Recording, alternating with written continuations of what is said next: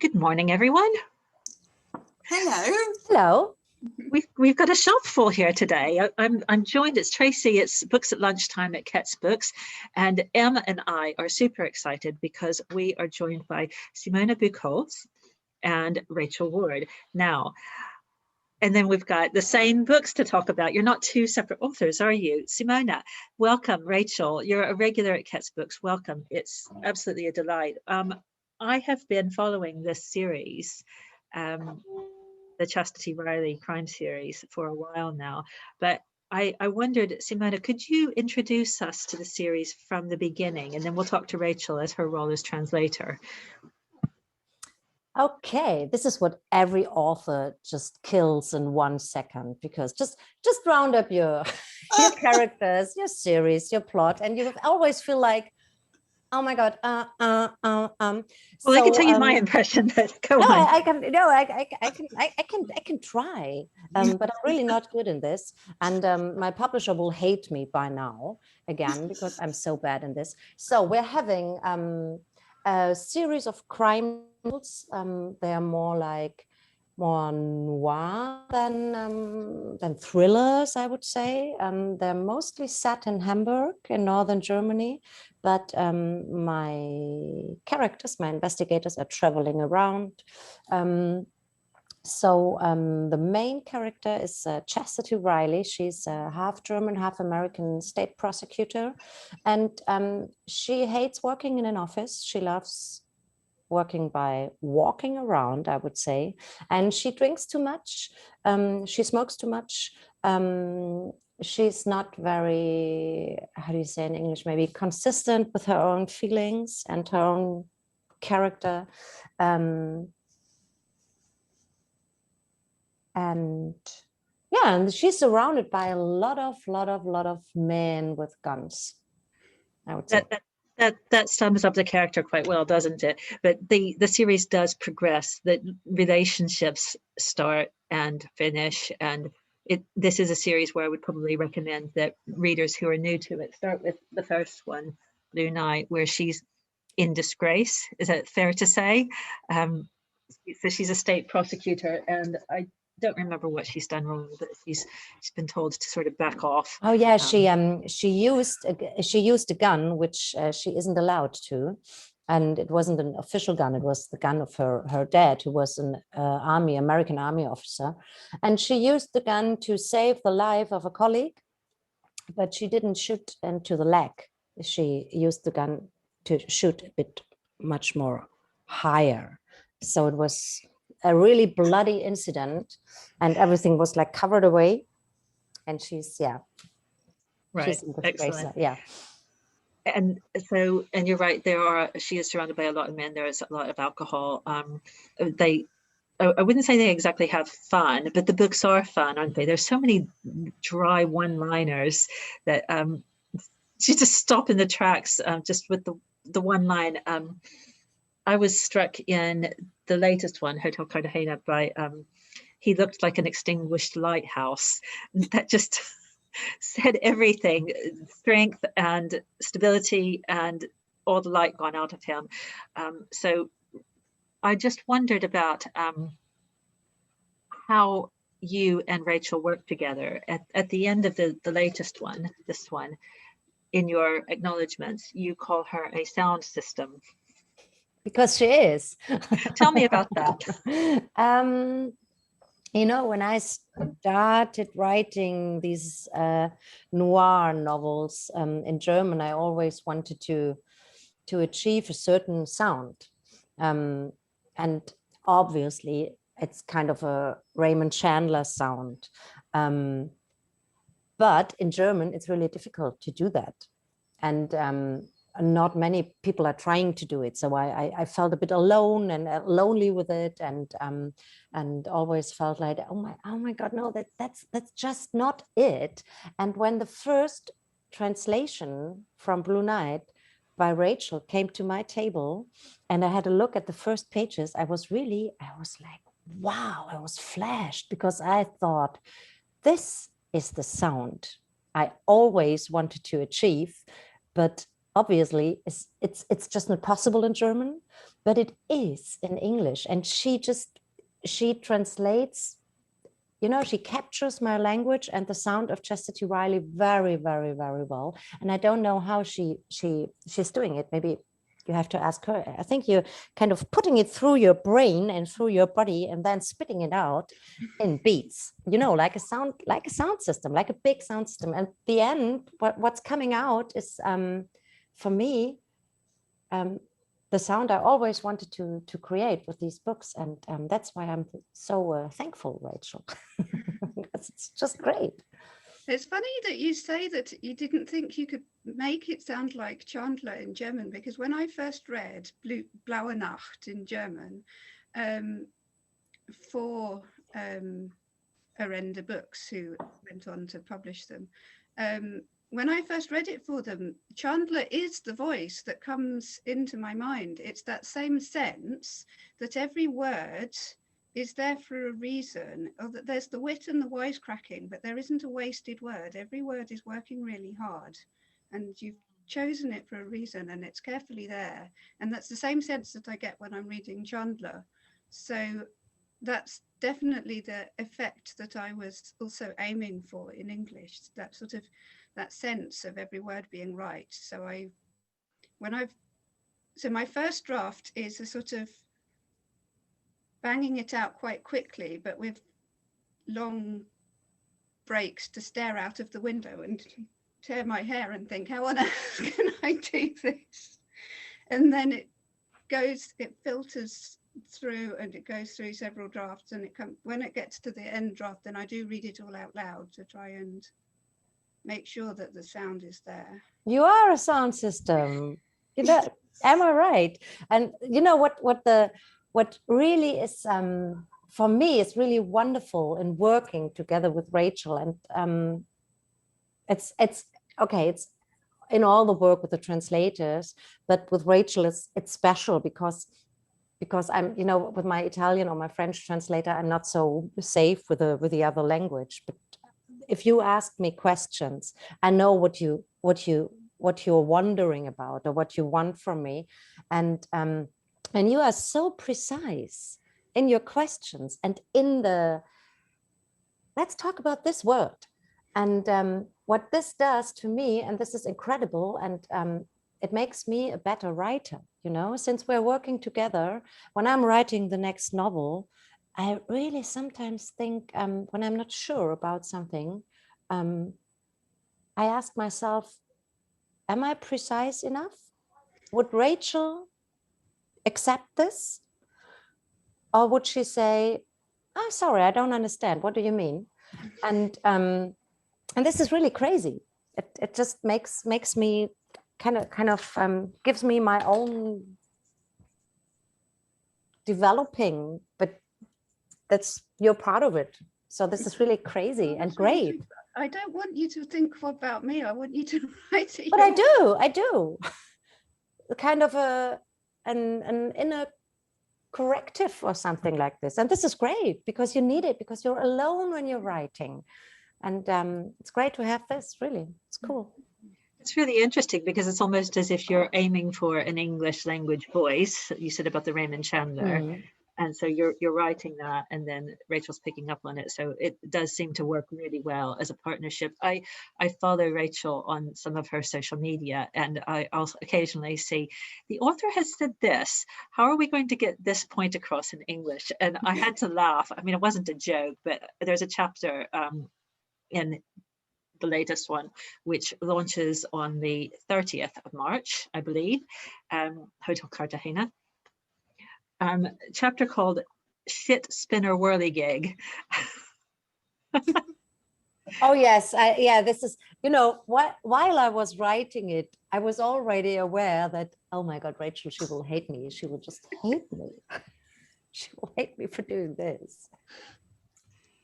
So, and then there was also, I sometimes see that, Rachel, you're asking about, there was a joke or a pun, and how are we going to get this across? So there's a chapter as well, because there's quite gruesome scenes involving sausages in this book, called The Worst Is Yet to Come. What was that in the original? It was Ein Mann, ein Wurst. Yes. Okay. A man, a sausage. Yes. One man, one sausage. Yeah, one man, one sausage. Comes from Ein Mann, ein Wort. Mhm. One man, one word. Yes. Which means I'm a man of my word. If I say something, I'll do it. Right. Something like that. So I was wondering, I sort of started out wondering whether one man, one Wurst could sound like a pun on one man, one vote, but that doesn't really mean the same thing. So No. in the end, I sort of went to Simona with a heap of sausage-related puns. And which one do you like? And we got to the Wurst is yet to come, and she's like, Great. yes, that one. Brilliant. Now, we talk a lot about authentic experience, and people say, write what you know, and so on. And I know Rachel fairly well, and we used to do the school run together occasionally, walking up the same roads, talk about reading similar books. I don't think she has experience in this kind of crime. You're hiding it quite well.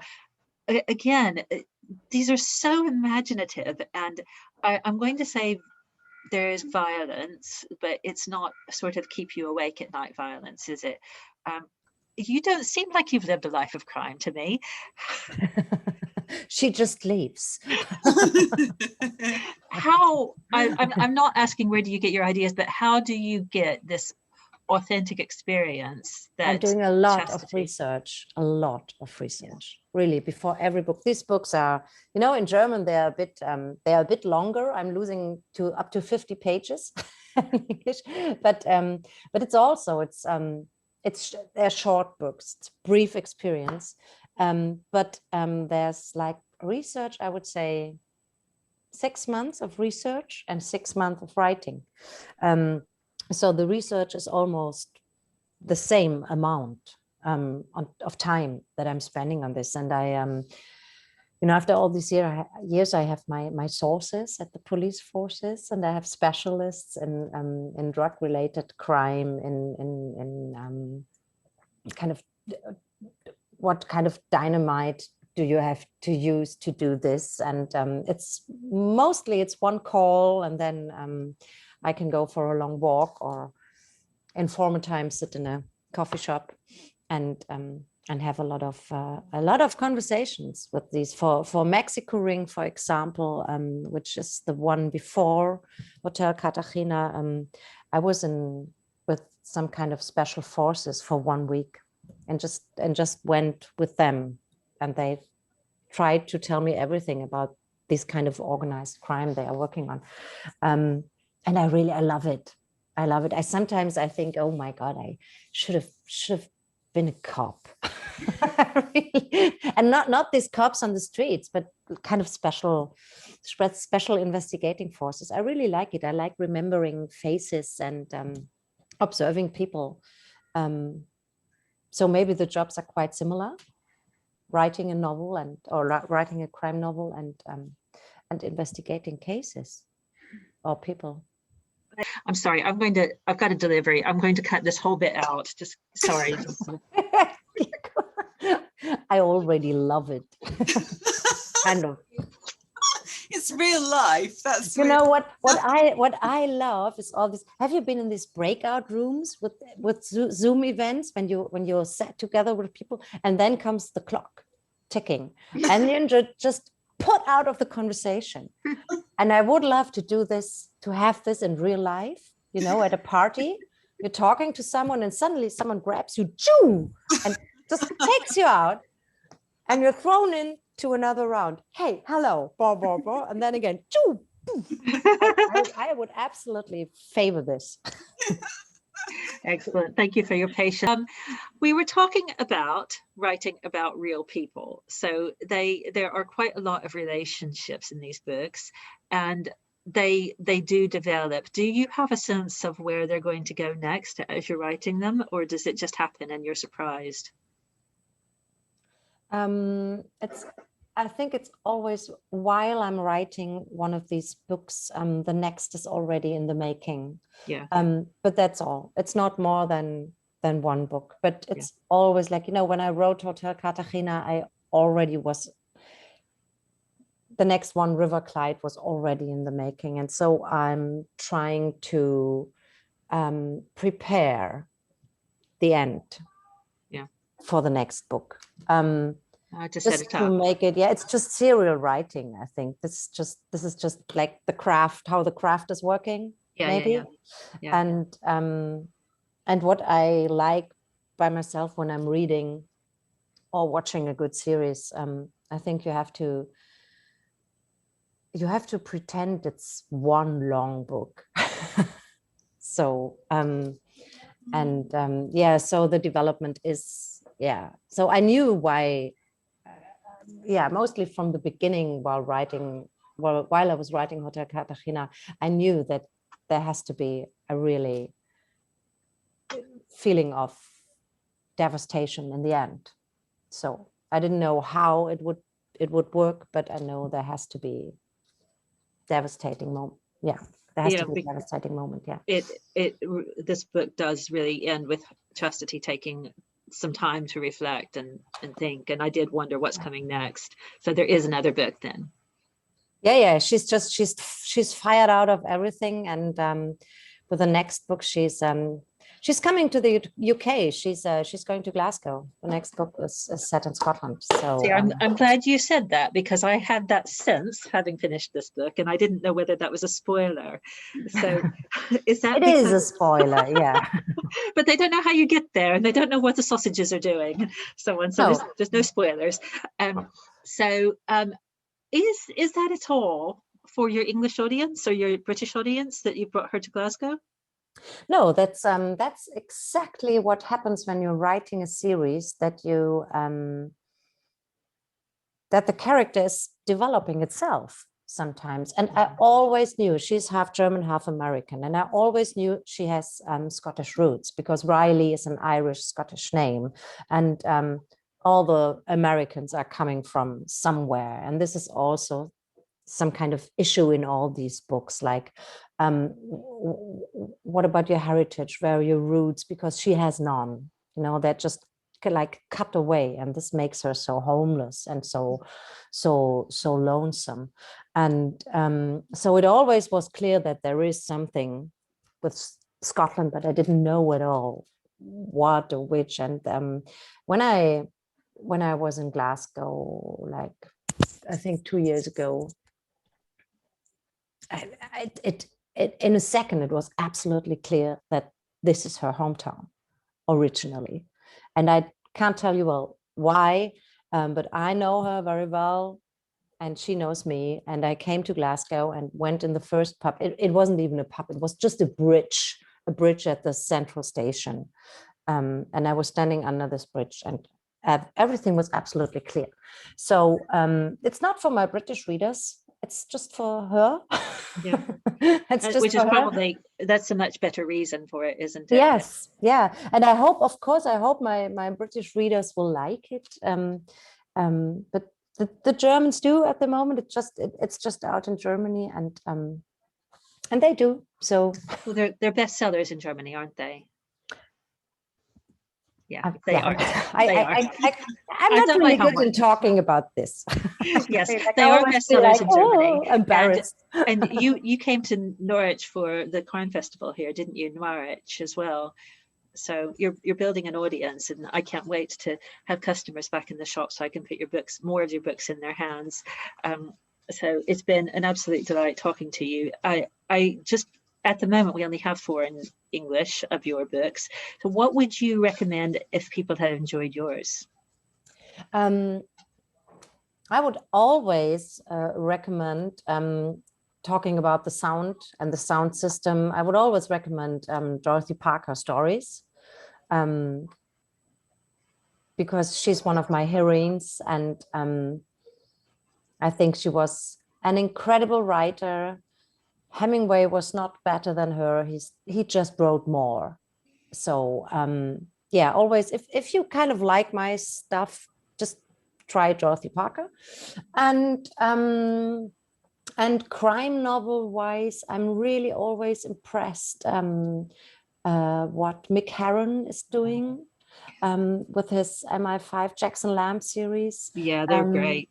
They're great, and it's about, it's something about the writing, about this, he's doing this old screenwriting shit, which every screenwriter knows, but he's doing it in prose and in novels, this really late in, early out. And this, he's really late into a scene, and then he goes out really early, a bit too much. And his language is elegant and precise and slow. It's not like action-packed, but with doing this, and I'm always, he's like a master for me in doing this. You read it, and always in the end of every chapter, you're like, wow. No kidding. Have you read the first? I've read the first chapter of Slough House, the new one. Yeah. Have you read the first chapter of Slough House? No, not yet. Fell off my seat. Probably shouldn't have said that. Okay. Okay.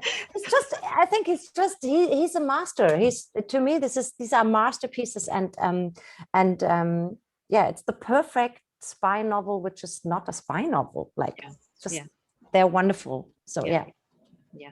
Excellent. Thank you for reminding us about them. Rachel, you had a couple of titles that you were going to recommend as well.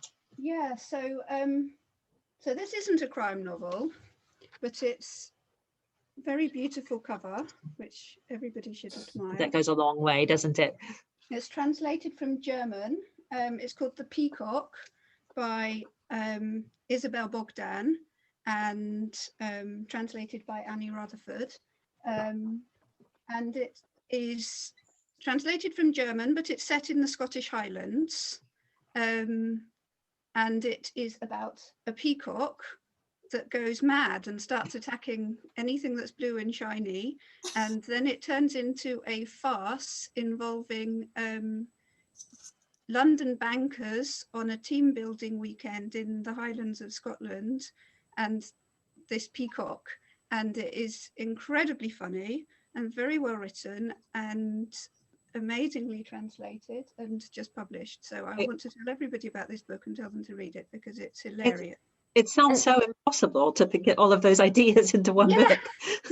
And Isabel is just living, I think, 2 kilometers away from here. Oh, really? So she's from Hamburg too. Yeah. So yes, so The Peacock is excellent. And then Josephine Tay. So Simona gets called the Queen of Creamy by our publisher Karen. So Josephine Tay is one of the 1930s queens of crime from the golden age of crime fiction, but one of the lesser known ones, and much less formulaic. So if you read an Agatha Christie novel or a Nio Marsh novel, you know pretty much what you're going to get. But Josephine Tay had some in a series with the same detective and some that are standalone. And this one, The Daughter of Time, made a massive impression on me when I was younger. It's the detective in his hospital bed trying to solve the mystery of what happened to the princes in the tower on the basis of a reproduction of a portrait of Richard III. And could he actually be the evil villain of Shakespeare if he had a face that looked like that? That's his starting point. Wow. It's really interesting. It's got a lot of history, good writing, and it's just a little bit left field. Similarly, the Rivers of London series by Ben Aaronovitch, sort of left field crime fiction in a magical world where the police have to solve crimes where it's all to do with magic being real. And The October Man is a novella from the same series, which is set in Germany. We keep the Ben Aaronovitches and the Mick Herrons in all the time. I don't even know where to start with the Rivers of London though, because I'm so far behind on them. I mean, they're so much fun, aren't they? Those books. They're brilliant. They're so funny. So much fun. And yeah, definitely, I'd say start at the beginning, definitely, if you are that far behind, because I think you lose something if you come into it halfway through. Yeah, they're definitely ones that you need to read in the right order. But I read the novella first. as a Yeah, standalone. the novella stands alone because Yeah. that's set in Germany with sort of the German equivalent organization to the Folly, the magical police in London. Here we have a Mick Herron novella as well. Actually, we do. So if someone's not started that yet, it's just a little 97-page starter for your Mick Herrons. So that's a good place to start as well. Well, we've got our reading list sorted out for the next couple of months. It's been brilliant talking to you both. We can't wait to see what you do next. Is it always going to be Chastity Riley? Have you got any other characters up your sleeve? You know, the next one, River Clyde, will be the last one in the series. Oh, okay. And for this time, so. And at the moment, I'm trying to start a new novel, and it's something totally different. It's I just don't know. It's totally different. It's not a crime novel, and but I'm looking forward to it. Okay. Okay. Well, we can't wait to see. I was about to say you're described as writing as an authority with lots of twists and fast pace and no nonsense. Will that still be in the new one? Yeah, but there will also be nonsense because there will be zombies and a ghost ship. So there will be nonsense in the story, I think. Fair enough. And I'm looking forward to that. Yeah. Yeah. Well, that sounds like great fun. So like once in a lifetime. and will you be doing any hands-on research with zombies and ghost ships? I already was on the ghost ship in 2019. Okay. But I came back, so everything's fine. Right. Excellent. Okay. Well, we've got a new friend here in you, Simona, and we're really looking forward to seeing what you've done or what you're going to do next. So thank you again for joining us. I hope I come back to Norwich someday. I would love to. And then I say hello. Yeah, do. In person. Yes. Yeah, that would be brilliant. Our door is always, well, as government allowing, our door is always open for you. Nice to see you. Bye. Nice to see you. Bye.